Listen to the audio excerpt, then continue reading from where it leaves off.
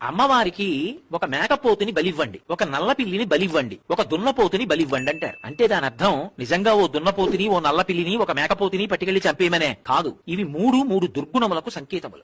నల్లపిల్లి దేనికి సంకేతం అంటే దొంగతనానికి సంకేతం. అందుకే పిల్లి దొంగతనం చేసినట్టు ఎవరూ చేయరు. పిల్లొచ్చి పాలు తాగేసింది అనుకోండి, ఎవరికి తెలియదు, అంత నిశ్శబ్దంగా వస్తుంది. దాని పాదాల్లోనే మాంసపు ముద్దలు ఉంటాయి, చప్పుడు అవ్వదు. పిల్లి దొంగతనానికి సంకేతం. పిల్లిని బలి, అందులో నల్ల పిల్లి అంటే అసలు కనపడదు, చీకట్లో తిరుగుతుంది. దొంగ బుద్ధిని విడిచిపెట్టేయి, పరమేశ్వరుడు నీ యజమాని అని అంగీకరించి దొరలా బతుకు. మేకపోతుని బలి, మేక మూర్ఖత్వానికి ప్రతీక. నేను ఒకసారి రైల్లో వెళ్ళిపోతుంటే ఒక ఊరు యొక్క చివరి భాగంలో సిగ్నల్ లేక ఆగింది రైలు. అక్కడ మేకపోతులు పందెం వేస్తుంటే చూశాను నేను. కిటికీలోంచి కనపడుతోంది. చక్కగా రెండు గడ్డి తింటున్నాయి. ఒక వ్యక్తి అటు పట్టుకెళ్లాడు, ఒక వ్యక్తి ఇటు పట్టుకెళ్లాడు. మనిషి గడ్డి తింటున్న వాటినే దగ్గరికి తీసుకెళ్లి రెండింటి తలా తాటించారు. పట్టుకెళ్లి ఒకదాని మీద ఒకటి ఇలా ఉసి కొలిపి వదిలేశారు. అంతే, అలలు పగిలిపోయేట్టు కొట్టేసుకున్నాయి. మూర్ఖత్వానికి ప్రతీక మేక.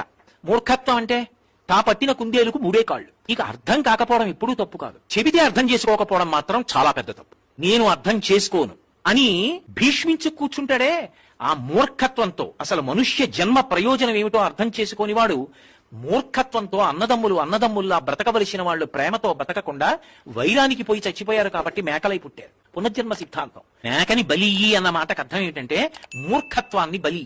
ఒక దున్నపోతుని బలి అన్న మాటకు అర్థం ఏంటంటే దున్నపోతు పిరికితనానికి గుర్తు. పిరికితనమే పునర్జన్మకి హేతువు. ఈ శరీరము నేను కాదు, నేను ఆత్మ. ఇది పడిపోతుంది. ఏమవుతుంది ఇది పడిపోతే? ఏమవదు, నేను ఎప్పుడూ ఉంటాను.